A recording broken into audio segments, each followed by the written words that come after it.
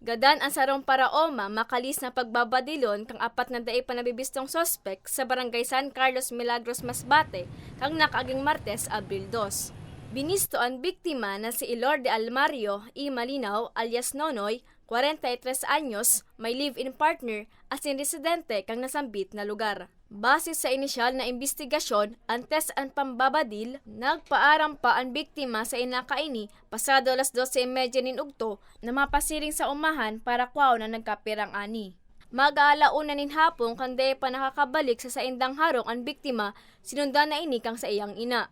Sa kubo sa nasambit na umahan, naabutan kang ina ang biktima na nakabugkos na ang kamot kay iban apat na suspitsyado. Hasta sa pagbabadilon ang biktima.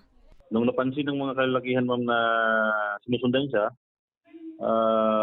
pinagbanta na yung nanay na umuwi na lang niya. Bumalik na lang doon sa at ibabalik yung anak nila doon. Tapos, pinuntahan nila yung area and then na-confirm nila, ma'am, na patay na yung biktima. 8 tama nin bala ang tulos na ikinagadan kan biktima. Na-recover man sa pinangyarihan ang tulong empty shell ning kalibre 45 badil.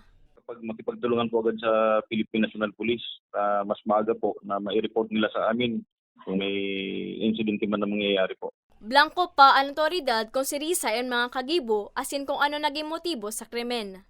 Padagos man ang pigigibong hot pursuit operation kang kapulisan asin Philippine Army, nga ni madakop ang mga suspitsyado. Para sa mga baretang tatak Bicol, Camille Archaga.